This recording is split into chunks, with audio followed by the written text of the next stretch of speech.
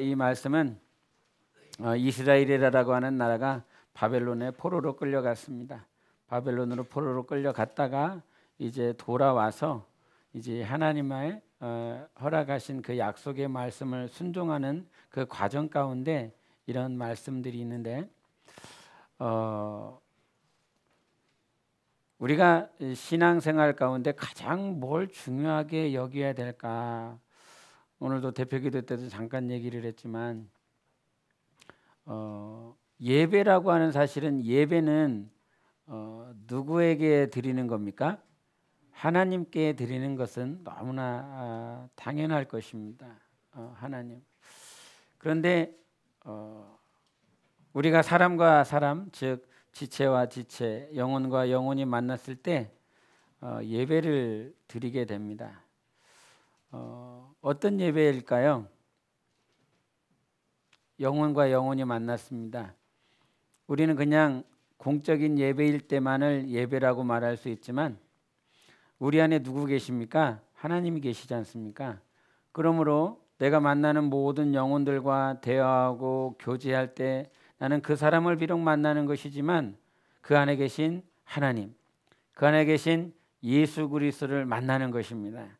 그래서 나를 본 자는 아버지 하나님을 보았다라고 말씀하신 것처럼 내가 지금 바라보고 있는 이 영혼 안에 하나님이 계시기에 나는 그와의 사귐과 교제와 내가 하는 그에게 갖는 생각과 마음의 모든 마음가짐에서 누구를 인식할 수 있어야 되냐면 이 사람 안에 하나님이 계십니다. 옛날 드라마에 이런 말이 있었죠. 내 안에 너 있다, 뭐 이런 말이 있었습니다. 아주 막 이렇게 오글거리는 말입니다. 근데 하나님이 우리 안에 계십니다. 하나님이 우리 안에 계셔서 누구라도 만나면 이 사람과 예배할 수 있는 자세가 되십시오. 이 사람을 만나는 것이지만 이 사람 안에 하나님이 거하시기 때문에 그 사람과의 거룩한 예배가 날마다 드려질 수 있어야 됩니다. 만약에 이 사람이 하나님을 모시고 있는데 내가 말을 함부로 할 수 있겠습니까? 하나님이 계시는데 내가 이 사람에게 행동을 함부로 할 수 있겠습니까? 절대 그렇지 못할 것입니다. 그저 공적인 예배만 하나님을 인식하고 의식하는 그런 예배의 자세가 아니라 삶 가운데 돌아가서도 날마다 하나님을 이 사람을 통해서도 인식하고 의식하는 삶이 되시기를 바랍니다. 오늘 이렇게 바벨론에서 포로로 끌려왔었던 사람들이 이 사람들의 어떤 시간들 어느 때에 대해서 말씀해 주시는 구절이 1절에 있습니다. 우리 1절을 한번 보시겠습니다. 3장 1절 우리 같이 읽도록 하겠습니다. 시작. 이스라엘 자손이 각자의 성읍에 살았더니 7째 달에 이르러 일제히 예루살렘에 모인지라. 아멘. 바벨론으로 갔다가 이제 도착한 사람들이 그 이스라엘의 가나안 땅에 거주하다가 몇째 달에요? 7째 달에 예루살렘에 모였다 그랬습니다. 그런데 혹시 이제 우리는 이제 지금이 1월 달이니까 우리 유대인의 달력을 조금 이해하시는 것이 좋겠는데 유대인의 달력은 우리는 신년 이렇게 1월이 시작이지만 정월이 시작이지만 그들의 시작은 7월 달이 시작입니다. 7월 달. 그래서 7월 우리가 1월 1일 날 신년 감사 예배를 드리죠. 그런 차원에서 저 유대인의 달력을 보면 그들이 7월 1일 날이면 그들에게 있어서 정월 초하루입니다. 그래서 7월 1일이 나팔절이라고 그래요. 나팔절. 그래서 그 7월 달에 3개의 절기가 있습니다. 한번 따라해 보시겠습니까? 나팔절, 대속제일, 그다음에 장막절. 이렇게 3개가 있습니다. 처음이 뭐라고요? 그다음에 대속제일, 그다음에 장막절. 장막절을 다른 말로는 초막절이라고 그럽니다. 그런데 이 나팔절이 7월 1일 날 이렇게 울려져요. 7월 1일 날 이렇게 울려지는데 그것은 여러분 나팔하면 무슨 생각이 납니까? 나팔. 네, 성경적으로 나팔하면 우리가 갈라디아서나 데살로니가전서나 아니면 고린도전서나 이렇게 보면 나팔을 붐과 함께 예수 그리스도의 강림을 예고하고 있습니다. 예수님께서 다시 오실 것을 말씀하십니다. 그래서 예수 그리스도가 오실 것을 나팔을 불 때에 주님 오신다. 나팔절에 누가 오신다고요? 주님 오신다. 주님 오시기 때문에 깨어 있어야 된다는 사실이죠. 주님 오신다. 그러면서 이 7월 1일 날, 그래서 첫째 날에 나팔절을 통해서 우리가 깨어나자, 일어나자, 새롭게 하자. 그래서 마치 신년 감사 예배처럼 동일한 의미를 가지고 있습니다. 그렇게 나팔절이 이렇게 지내고 나면 10일 있다가, 그러니까 정확하게 말하면 9일 있다가 7월 10일 날에 대속죄일이 있습니다. 대속죄일을 하면 그냥 평상시에 안식일에도 속죄일이 있을 수 있고 내가 하나님 앞에 성막에 가서 속죄를 받을 수 있는 기일이 되긴 하지만, 대속죄일이 누가 등장하십니까? 대제사장이 등장하십니다. 그래서 대제사장이신 예수 그리스도가 오셔서 우리를 영원히 속죄하실 것이다. 그래서 우리 주님을 만난다라고 하는 것이 대속죄일이에요. 그렇게 대속죄일 모두가 다 속죄받고 나면 이제 7월 15일부터 21일까지 그렇게 무슨 일을 하냐면 장막절에 이렇게 기념을 합니다.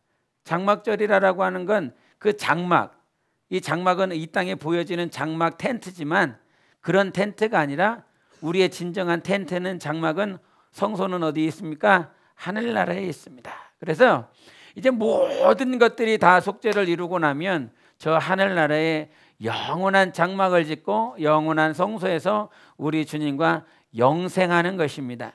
그런데 그렇게 돌아왔었던 이스라엘 백성들이 7째 날 되는 그날에 제단을 이렇게 쌓았다는 거예요. 제단을.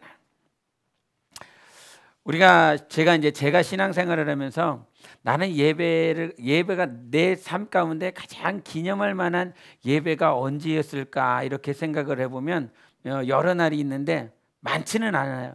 여러 날이 있는데 그 여러 날 가운데 하나가 뭐냐면 군대에 입대했을 때 신병교육대에서 4주간 훈련을 받는데, 그 훈련 받으면서 첫 주 되는, 그때는 6주 훈련을 받았거든요. 그 이제 첫 주에 이렇게 토요일이 되고 주일이 되었는데, 첫 주 되는 주일에는 제 생각에는 야, 교회 가자 이런 말이 있을 것 같은데 아무런 말을 안 하는 거예요. 부대에서 무슨 자기 이력서 같은 거 뭐 이렇게 페이퍼 쓰고, 그다음에 그런 것들을 쓰다가 오전이 그냥 훌쩍 지나가 버리고 그 하루가 지나가 버린 거예요. 마음이 되게 공허했어요. 힘들었어요. 그런데 그 다음 주 되는 토요일에 종교 행사 갈 사람 그러면서 이렇게 조사를 하더라고요. 당연히 교회 종교 행사니까, 이제 그 당시에 종교는 뭐 기독교, 불교, 캐톨릭 이렇게 있었으니까요. 그렇게 해서 두 번째 되는 그 주에 종교 행사 갈 사람에게 손을 들고 나 가겠습니다. 그래서 이렇게 이름을 썼어요. 그래서 주일이 됐습니다. 주일이 됐는데 다 가는 거예요.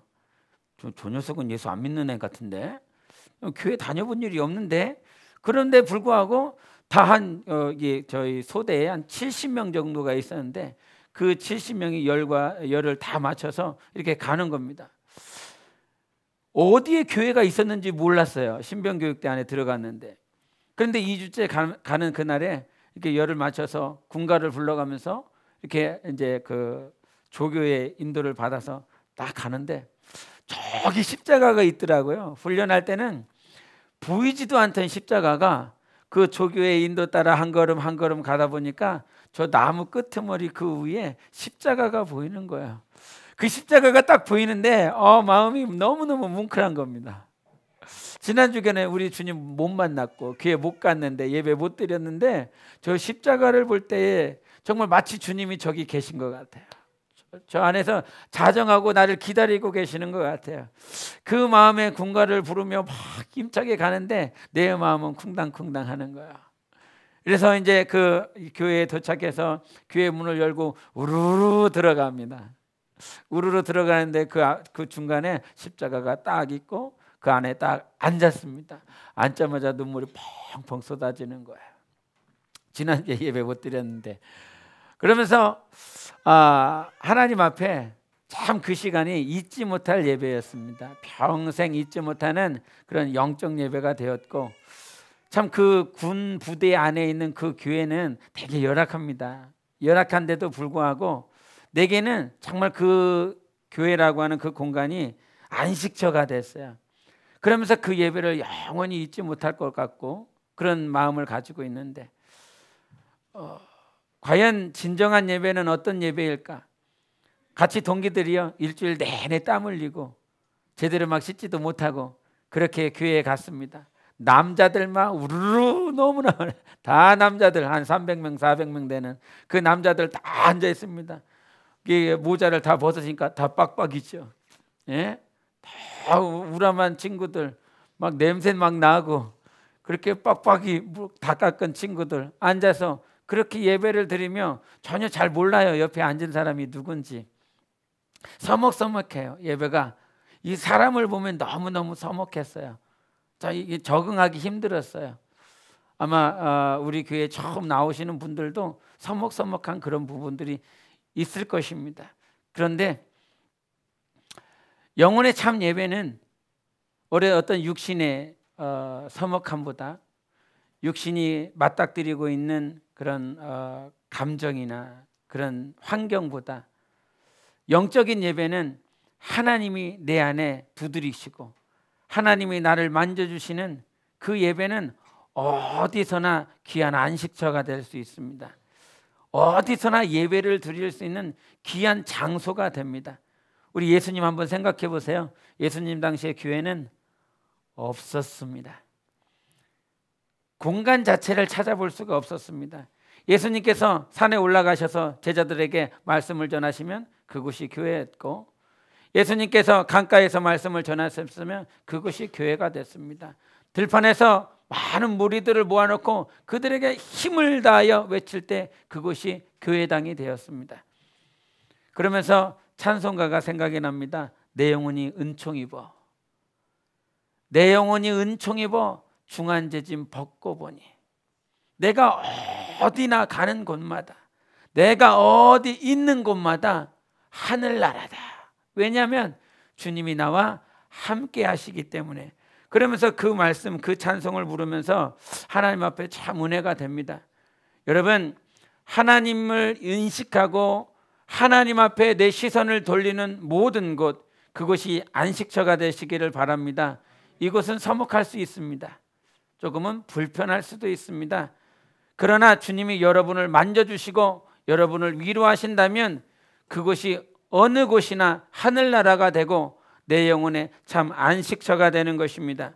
그래서 우리 삶 가운데 그렇게 하나님을 의지하고 하나님 앞에 참 예배를 드릴 수 있는 그런 곳이 어느 곳이거나 되기를 바랍니다. 여러분이 직장에서도 때로는 동료들 때문에 마음이 아프고 상처를 간다 할지라도 주님이 나를 만져주시고 위로하시는 예배 처소가 직장이 되시기를 바랍니다. 교회만 예배 처소가 되지 말고요, 가정에 돌아가셔도 그 가정이 여러분 삶의, 여러분 영혼의 예배 처소가 되시기를 바랍니다. 그래서 우리 삶 가운데 날마다 하나님께서 만져주시는 위로의 예배가 회복돼야 되는 것입니다. 예배가 있어야 됩니다. 예배를 진심으로 드려질 때 하나님의 낯을 배울 수 있습니다. 그런데 그런 제가 그때 신병교육 때 들어가서 2주차 때 그렇게 은혜를 받을 수 있었던 것은 무엇이었을까 고민을 해보면, 그냥 내가 자유스럽게 예배를 드릴 수 있고 언제라도 성경을 읽을 수 있고 언제라도 무릎 꿇을 수 있고 하는 내 육신의 자유가 있는 그 상황 가운데서 예배를 드렸다라고 그런다면 예배의 소중함을 등한히 여기고 모르지 않았을까, 그런 생각을 해봅니다. 그런데 내가 하고 싶은데 할 수가 없어. 내가 기도를 하고 싶고 무릎을 꿇고 싶고 다른 동기들 다 자고 있는 시간에 무릎 꿇고 하나님 앞에 기도하고 싶은데 그렇게 하지 못해. 억지로 재워 잘하고 그래. 누워서 하긴 하지만 내가 하나님 앞에 교회를 내 마음대로 내가 원하는 때 가고 싶어. 그러나 그렇게 하지 못해. 그런 시간들이 있었기 때문에 예배가 더 소중했습니다. 지금 그 바벨론에서 돌아왔었던 사람들은 주변에 많은 악한 사람들이 그들을 주시하고 있습니다. 그들이 신앙생활하지 못하도록, 하나님 앞에 나오지 못하도록 대단히 주시하는 삶을 그들이 느끼고 있습니다. 그들이 하나님 앞에 제단을 드렸을 때 어떤 느낌이었을까요? 하나님 앞에 제사 드렸을 때 어떤 느낌이었을까요? 그런 부분들을 3절에 말씀하고 계시는데 한번 보시겠습니다. 3절 우리 같이 읽도록 하겠습니다. 3절 시작. 무리가 모든 나라 백성을 두려워하여 제단을 그 터에 세우고 그 위에서 아침 저녁으로 여호와께 번제를 드리며. 누구를 두려워하고 있습니까? 모든 나라 백성을 지금 두려워하고 있습니다. 두려움이 있어요. 우리가 하나님을 섬기려 이게 마치 이방인인 거예요. 원래 자기네 땅에 돌아왔는데 그 자기네 땅에 아수르라고 하는 그 나라에 의해서 많은 포로들이 그 이스라엘 땅에, 식민지 땅에 다 퍼져 있습니다. 많은 종교, 많은 우상들을 그들이 포로로 끌려왔을 때 자기가 믿었었던 우상들, 신상들을 가지고 거기에 다 퍼뜨렸습니다. 그러니 이스라엘 백성들이 바벨론에서 돌아왔을 때 그 지역에는 온갖 혼합 종교들이 가득 차 있는 것입니다. 성경에 나와 있는 모든 우상들이 그 자리에 있는 거예요. 그런데 이들이 와서 하나님 앞에 제단을 쌓는다라고 그러니 주변에 있는 많은 자들이 얼마나 추시하고 있겠습니까? 저들이 못하고 있나? 저들이 우리가 섬기고 있는 신이 아닌 또 다른 신을 섬기는 것에 대해서 대단히 마음 가운데 분노하며 배격하는 자세를 가지고 있습니다. 그런데도 불구하고 그들은 7째 되는 그 달에, 그 첫날에 와서 하나님 앞에 제단을 쌓으며 하나님을 섬깁니다. 무엇을 이겼냐면 두려움을 이겨냈습니다. 두려움을 이겨내는 신앙. 오늘 말씀의 제목이 무엇입니까? 영혼의 터가 되시는 예수님이십니다. 우리 중심은 오직 한 분이어야 됩니다. 중심은 오직 하나만 있어야 됩니다. 그런데 하나님을 믿는다라고 말은 하지만 주변의 상황들이 쉽지 않아요. 너 하나님 믿냐 안 믿냐? 하나님 앞에 절 하나 안 하나? 하나님의 제단을 쌓나 안 쌓나? 우리가 믿고 있는 신 외에 다른 신을 섬기나 안 섬기나? 많은 사람들이 막 촉각이 느껴집니다. 시각이 그들의 눈초리가 막 느껴집니다. 이것을 무릎을 꿇어야 되나 말아야 되나, 하나님 앞에 두 손 들어 찬양해야 되나 말아야 되나라고 하는 엄습함이, 두려움들이 밀려옵니다. 이렇게 하나님 앞에 제사하고 하나님 앞에 경배하고 예배를 드리면 저들이 언제 들어와서 우리를 해코지하고 우리 있는 것들을 다 뺏어갈지 모르는 상황들입니다. 그런데 우리 영혼의 터가 되시는 예수님이 우리 영혼의 터가 되시기 위해서는 우리 안에 있는 두려움들이 우선 밀려나가야 되는 것입니다. 두려움을 이기는 신앙이 필요합니다. 부모로부터 핍박받은 그런 소식들이 과거에는 참 많았습니다. 그래서 교회에 이렇게 들어왔을 때 정말 부모님이 가지 못하게 하는 거, 문 잠그는 거, 머리끄댕이 붙잡고 막 때리고 뭐 차비도 안 주고 많은 그런 이야기들을 듣고 우리 지체들이, 형제나 자매가 교회에 와서 막 눈물로 하나님 앞에 기도합니다. 얼마나 마음이 아프겠어요? 부모님이 핍박하는 거, 형제가, 자기 친자매가 핍박하는 그 핍박을 다 이기고 와서 주님 앞에 무릎 꿇고 예배를 드립니다. 딱 보면 알아요. 이 형제 자매가 지금 핍박을 받고 있다라고 하는 그 사실을 알고 있기 때문에 그가 와서 정말 오자마자 눈물 뿌리며 하나님 앞에 기도하는 그 모습을 바라보고 있는 지체들은 그 영혼을 바라보면서 함께 눈물로 기도해 주셨습니다. 얼마나 힘들까? 얼마나 어려울까? 얼마나 감당할 수 없는 그 시험들 가운데서 고통스러울까? 그러면서 같이 눈물로 기도하고 예배가 끝나면 안고 위로해 주고 힘들어도 참으라고, 하나님께서 도우시리라고, 반드시 이길 수 있도록 힘주실 것이라고 하는 그런 위로들이 우리 지체들 안에 그런 모습들이 참 많이 있었습니다. 그런데 요즘은 좀 그런 모습이 등한 것 같습니다. 두려움을 이기고 핍박을 이기고 하나님 앞에 나와 하나님을 경배하고 예배드리며, 하나님, 내가 힘들고 어렵지만 이런 핍박들, 이런 고통들을 이기고 하나님 앞에 나와 예배드리며 찬양합니다. 이런 소식들이, 이런 간증들이 조금은 때마다는 그런 생각들이 듭니다. 과연 우리가 무엇과 싸워서 이겨야 되는가? 정말 자기 신앙을 지키고 예수 그리스도가 우리 안에 터로 잡혀지기 있기 위해서는 두려움을 극복하는 신앙, 두려움을 이겨내는 믿음이 우리에게는 참으로 필요합니다. 할렐루야. 진정 두려움을 이길 수 있는 신앙으로 여러분이 자라나시기를 바랍니다. 그런데 우리가 보통 생각하는 그 두려움은 어떤 두려움이냐면, 좀 전에도 말을 했던 것처럼 핍박당하고, 내가 아니면 내가 학교를 가야 되는데 학교를 못 가는 문제들, 사업을 잘 해야 되는데 사업을 잘 못하는 것, 내가 예배를 드리러 가야 되는데 예배를 드리고 나면 내 신상에 어려움이 닥치는 문제들, 내가 직장에서 잘못될 수도 있는 그런 어려움들, 위기들에 대한 그런 두려움들이 있습니다. 맞지요? 우리에게는 아마 그런 두려움들이 있을 것입니다. 내가 하나님 앞에 예배를 드릴 때 남편과의 관계가 깨지지는 않을까?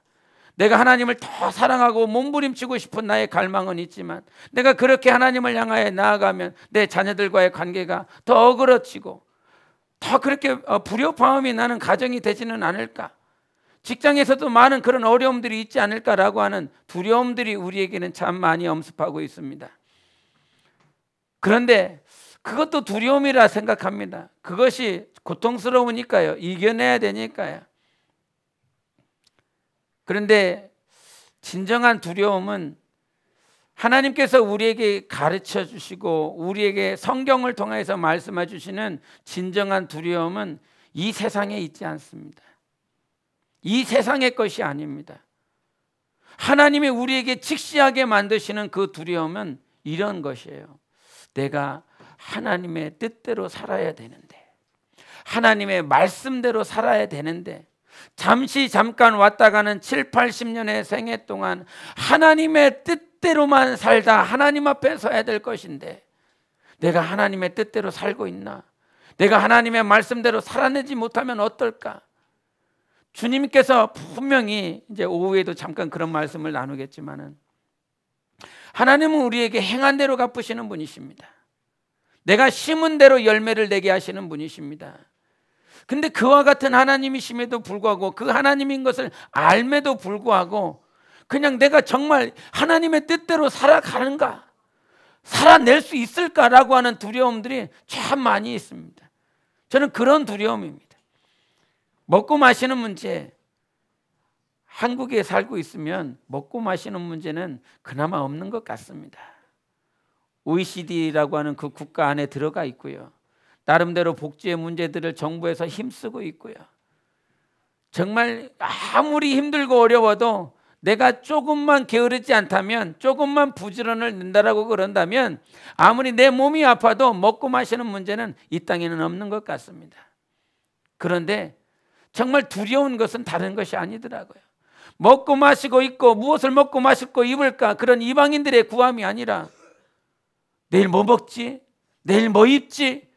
그런 두려움이 아니라요. 내가 오늘 하나님의 뜻대로 살아낼 수 있을까?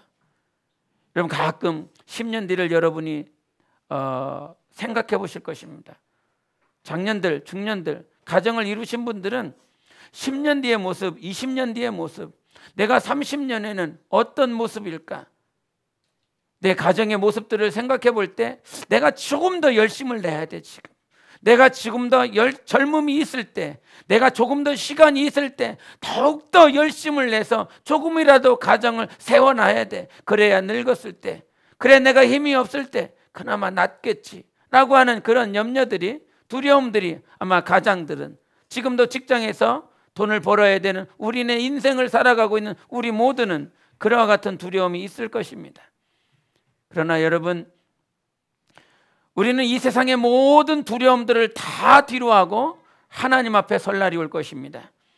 살아계신 하나님 앞에 서서 우리 주님께서 우리에게 물어보실 것입니다. 너는 내 뜻대로 살았느냐? 마태복음 7장에도 말씀하신 것처럼 다 천국에 가는 것이 아니라 아버지 뜻대로 하는 자라야만 천국에, 아버지 나라에 들어올 수 있다라고 말씀해 주셨습니다. 그래서 우리의 두려움은 그것이 돼야 됩니다. 오늘 하루를 살아도 내가 하나님의 뜻대로 살았는지, 말씀대로 살았는지에 대한 그런 두려움들이 우리 안에서 극복되어져야 되고, 우리 안에서 더욱더 신실하게 두려움을 극복해낼 수 있는 상황들이 호락호락하지 않아요. 그렇지요? 아마 여러분들이 세상에서 살아내기 호락하지 않을 것입니다. 그래서 염려하는 거, 걱정하고, 그래서 주님께서도 우리를 너무나 잘 아시기 때문에 걱정하지 말라, 염려하지 말라, 그날의 염려, 그날의 걱정, 그날의 족하다, 그런 말씀을 하셨으리라 믿습니다. 우리를 너무나 잘 아시기 때문에요. 그러나 그와 같은 모든 두려움들, 환난들, 고통들을 이기게 하시는 분은 오직 하나님 한 분이십니다. 모든 환난들, 모든 두려움들을 이기게 하실 분은 하나님 한 분밖에는 없습니다. 그 두려움이 우리 안에 이렇게 밀려 들어왔을 때에 그 모든 두려움을 이길 수 있도록 옆에 보지 마시고요, 저 하늘을 보시기를 바랍니다. 저 위에 계신 하나님, 분명히 내가 말할 수 없는, 우리가 가끔 지금은 잠시 1월이라 큐티 예배나 목장 예배를 잠시 안 드리고 있지만, 이게 목장 예배를 드릴 때도 큐티 예배를 드릴 때도 같이 교제를 하지만 내 안에 정말 걱정거리, 내 안에 근심거리는 저 밑에 나만 알도록 이렇게 감춰둡니다. 이거를 말을 하면 내가 창피하고 부끄러우니까 이것만큼은 내가 드러내지 않습니다. 저 사람이 내 겉모양을 보고 알 수 있는 것들, 저 사람이 나를 봤을 때 어느 정도 인지할 수 있는 것들은 내가 이렇게 말을 하며 나의 것들을 얘기하지만, 정말 성령께서 내 안의 것들을 터치하지 않으면 저 깊숙이 자리 잡고 있는 나의 수치들, 나의 아픔들, 상처들은 이렇게 입 밖으로 내지 않습니다. 그런데 내가 감춰놓은 저 깊이 박혀 있는 나의 아픔과 나의 상처들, 나의 두려움들은 우리 주님이 다 보고 계십니다. 우리 주님이 다 알고 계십니다. 그래서 그분만이 해결할 수 있다는 것입니다. 그분만이 모든 환난과 아픔과 나의 상처들을 위로해 주시고 싸매 주실 수 있는 유일하신 하나님이시라는 것입니다. 세상에 많은 두려움이 있습니다. 그 많은 두려움들을 이길 수 있도록 인도하시는 분은 하나님이십니다. 골리앗을 바라보며 왜 무섭지 않았겠습니까? 왜 골리앗을 바라보며 두렵지 않았겠습니까? 그러나 훈련하며 살아오며 하나님을 의지했더니 하나님께서 이기게 하시더라. 하나님의 이름으로 나아갔더니 사자를 쳐주시고 쳐 죽이게 만들고 그 곰을 다 죽이게 만들고, 내가 이길 수 없는 것, 내가 감당할 수 없는 모든 상황들을 우리 하나님의 이름을 붙들고 나아갈 때에 하나님께서 이기게 하시더라. 이런 말씀 왜 하시겠습니까? 제가 오늘 새벽에 말씀을 읽으면서 이 말씀이 읽어서 눈에 들어와서 여러분과 함께 읽기 원합니다. 우리 사도행전 한번 보시겠습니다. 사도행전 우리 7장을 보시겠습니다. 사도행전 7장입니다. 우리 같이 읽겠습니다. 7장 우리 9절 10절을 읽겠습니다. 7장 9절 10절 시작. 여러 조상이 요셉을 시기하여 애굽에 팔았더니 하나님이 그와 함께 계셔 그 모든 환난에서 건져내사 애굽 왕 바로 앞에서 은총과 지혜를 주시매 바로가 그를 애굽과 자기 온 집의 통치자로 세웠느니라. 아멘. 자기 형제들은 요셉을 시기하여 애굽에 팔았습니다. 그리고 애굽에서 모욕을 당했습니다. 억울한 누명을 당했습니다. 정말 자기는 신실하게 살아갔지만 억울한 누명을 당하며 아픔을 당하고 자기 친형제들에게 그 돈에 은전에 팔려서 그렇게 먼 이국 땅으로 한 번도 가본 일이 없는 타국에 팔려나갔습니다. 얼마나 아픔이 있겠습니까? 얼마나 상처가 있겠습니까? 얼마나 외로웠겠습니까? 아무도 모르는 곳에 가서 거기서 살아내야 되니 얼마나 두려웠겠습니까? 그런데 하나님이 함께 계셔, 할렐루야, 하나님이 함께 계셔 모든 환난을 이기게 하시고 애굽의 통치자로, 애굽의 총리로 하나님께서 세워주셨다 말씀하고 계십니다.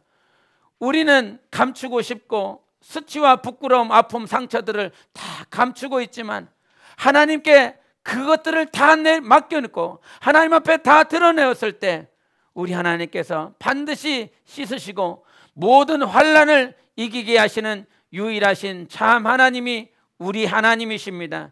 여러분 각자의 하나님이신 것입니다. 오늘도 무릎 꿇고 신뢰하고 우리가 부르고는 그 이름이 바로 우리 하나님이신 것입니다. 그래서 우리가 예수 그리스도가 우리 영혼의 터, 우리 영혼의 중심이 되는 그 첫 번째 시작은 모든 환경들 가운데, 어려움 가운데 있는 두려움들을 다 이겨내고 그것을 극복하는 신앙이 있을 때에 예수님이 우리 안에 자리 잡을 수 있는 것입니다. 둘째로 우리가 예수께서 우리 영혼의 중심이 되시고 터가 될 수 있는 말씀은 3절에 있던 말씀을 한 번 더 읽도록 하시겠습니다. 3절 우리 한 번 더 읽겠습니다. 시작.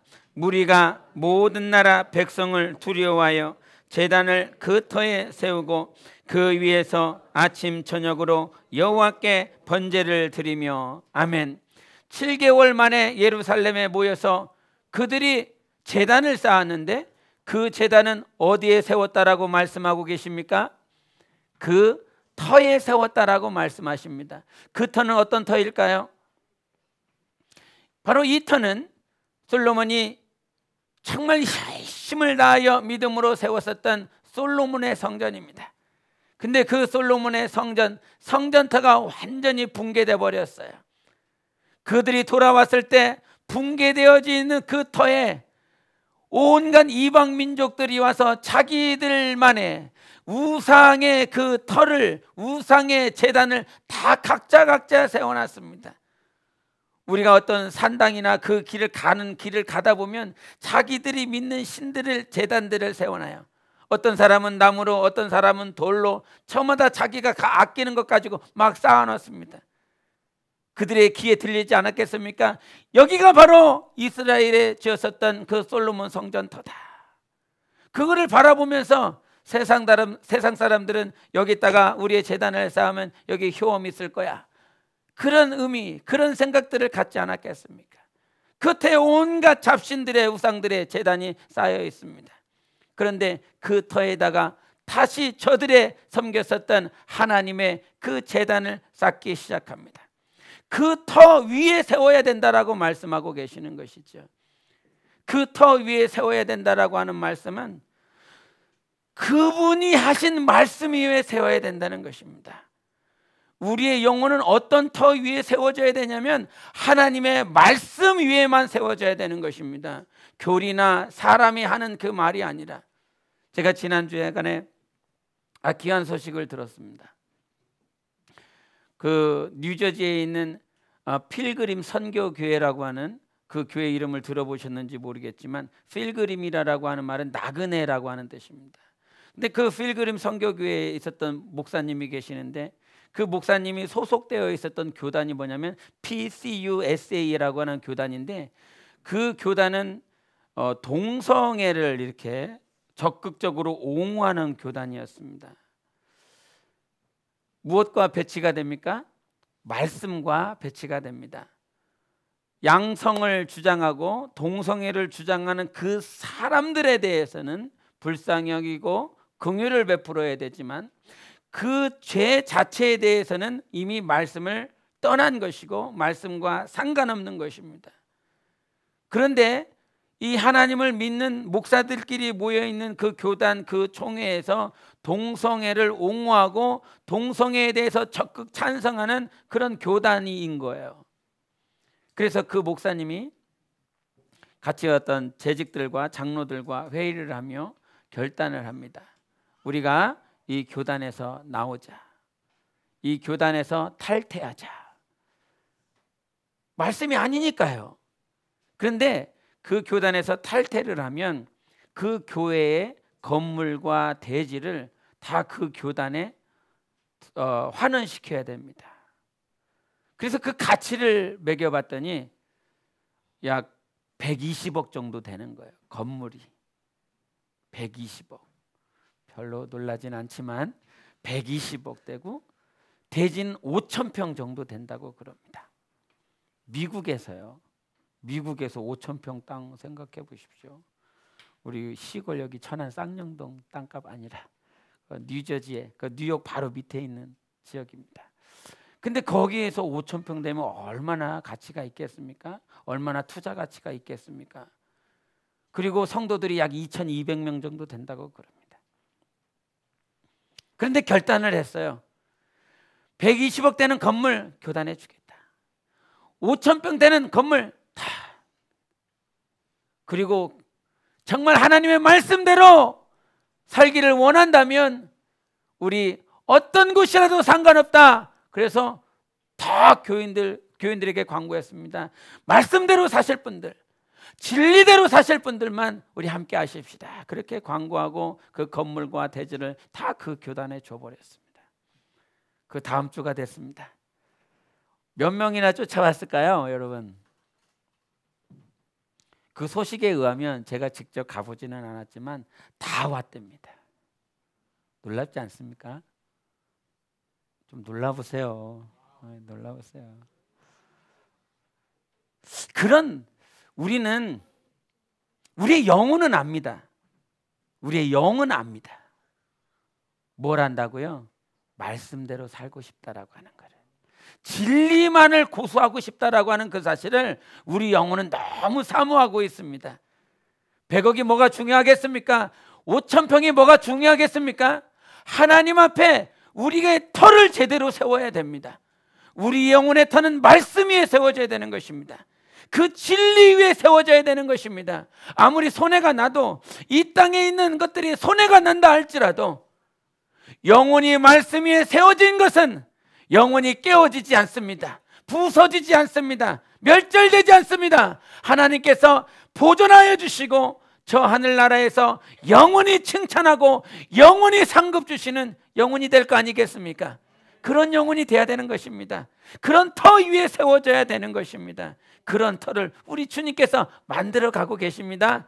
진리만을 붙들고 살아가는 것, 말씀만을 붙들고 살아가는 것이 처음부터 되진 않지만 그 진리를 고수하며 살고자 하는 그런 마음이 우리 안에 있지만 그렇게 살아가지 못하는 우리의 연약함들이 있죠.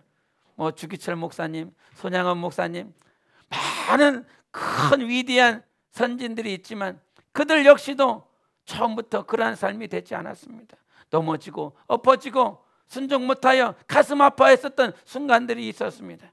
그러나 그렇게 되신 하나님, 그렇게 만드신 하나님, 바로 그분이 우리 하나님이십니다. 우리가 믿고 의지하는 하나님이신 것입니다. 우리의 영혼이 진리의 터 위에 세워질 수 있도록 우리 하나님을 날마다 의지하시기를 예수 이름으로 축원합니다.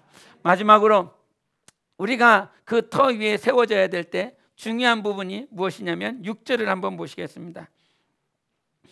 3장 6절 같이 읽도록 하시겠습니다. 시작.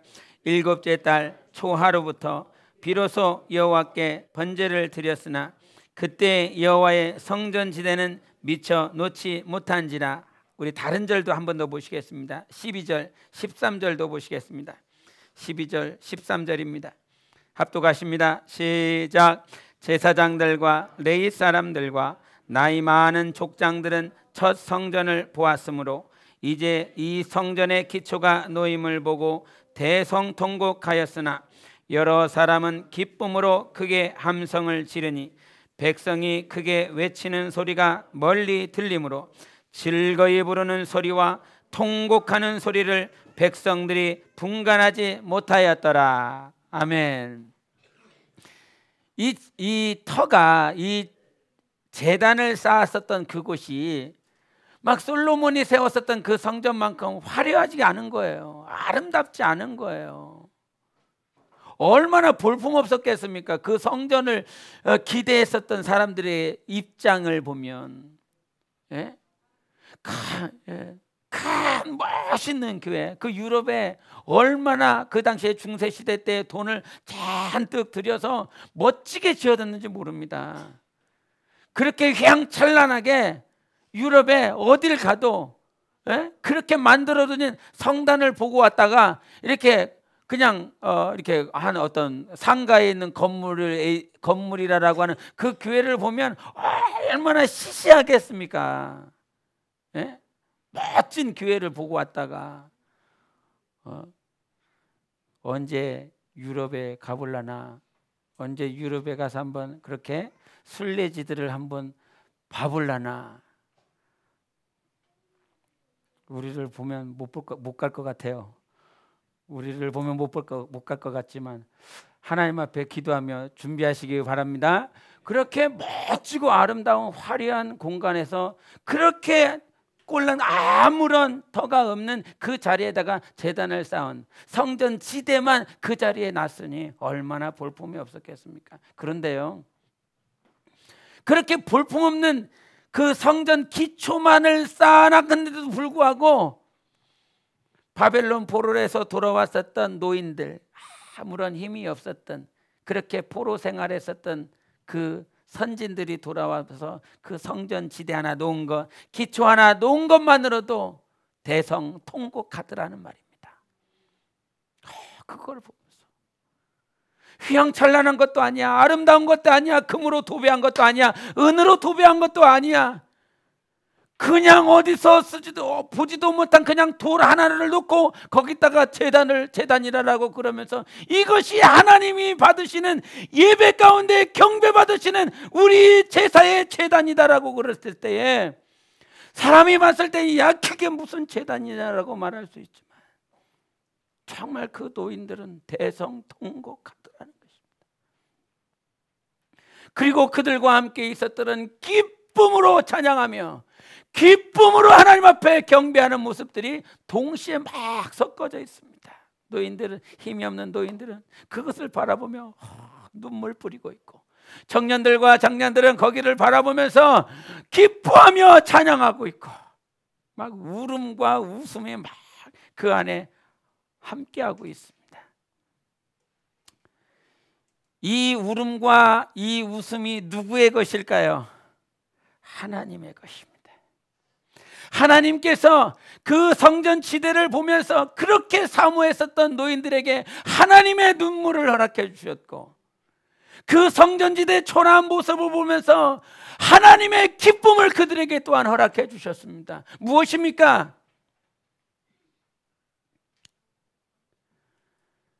하나님은 우리 영혼의 성전 지대가 초라하게 쌓여져 있는 모습 때문에, 나의 영혼이 초라한 것 때문에, 나의 영혼이 연약한 것 때문에 우리는 자기 자신을 바라보며 기쁨도 없고 감사도 없고 감격도 잃어버리는 신앙들을 참 자주 보게 됩니다.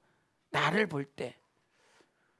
여러분 오늘 동영상 봤지만 오늘 동영상에 나온 자매보다 여러분이 가지고 있는 것, 누리고 있는 것, 할 수 있는 것이 얼마나 더 많이 있습니까? 그러나 저 자매가 가지고 있는 감사와 감격과 그 은혜가 오늘 우리에게도 동일하게 있어야 될 거 아니겠습니까? 저 사람보다, 저 자매보다 더 잘하고 더 많은 것을 할 수 있고 더 많은 것을 누릴 수 있지만, 우리가 만약에 저 자매가 누리고 있는 그 은혜보다, 그 감격보다 못하다고 그런다면 우리는 하나님의 안목, 하나님의 관점이 없는 거 아니겠습니까? 하나님은 오늘 성전 지대의 초라한 모습을 보고 있는 것이 아니라 하나님 때문에 감격하고 있고 하나님 때문에 기뻐할 수 있는 우리의 영혼을 오늘도 주시하고 있습니다. 오늘도 주목하고 있습니다. 우리의 초라한 모습이 아니라 하나님께서 우리의 모습을 바라보고 계십니다. 어제도 토요 찬양 전도하며 한 목사님을 만났습니다.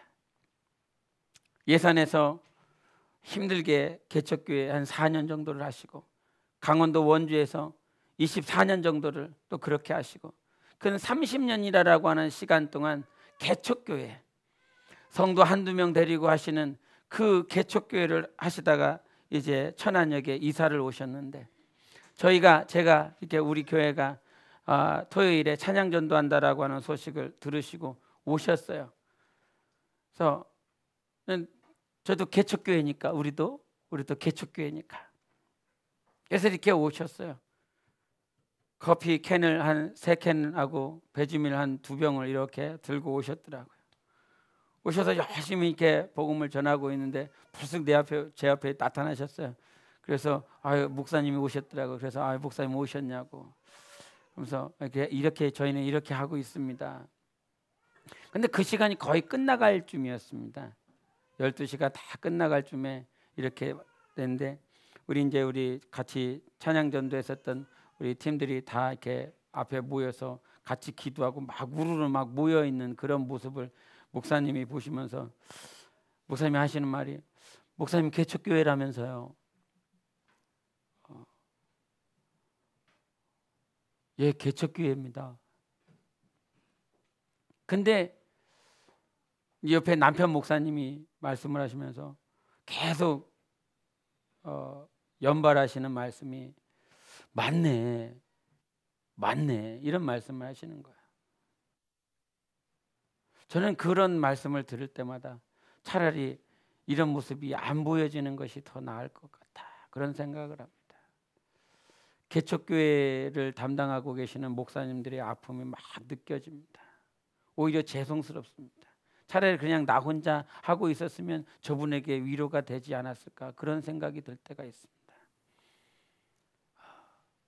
그러면서 참 그 순간은 참 죄송하고 미안할 때가 있었습니다. 미안했습니다.